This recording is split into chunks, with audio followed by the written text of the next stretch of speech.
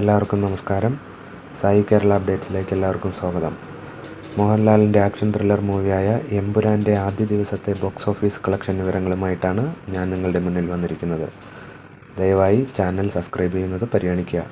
കേരളത്തിൽ 2673 ഷോകളിൽ 5,80,000 പേരിലേറെ പേരാണ് ഷോകൾക്കെത്തിയിരിക്കുന്നത്. കേരളത്തിലെ മാത്രം ഗ്രോസ് കളക്ഷൻ 9,71,00,000-ലേറെയാണ്.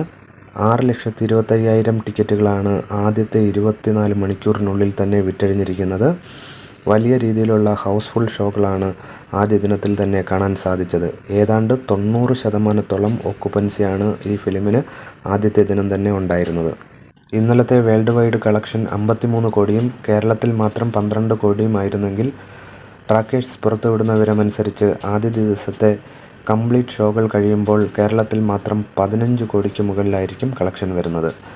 മലയാളത്തിലെ എക്കാലത്തെയും വിപ്ലവം സൃഷ്ടിക്കുന്ന സിനിമയായി എമ്പുരാൻ മാറുകയാണ്. കാരണം ഇത്രയും കളക്ഷൻ മലയാള സിനിമയുടെ ചരിത്രത്തിൽ ആദ്യമായിട്ടാണ് ഉണ്ടാകുന്നത്.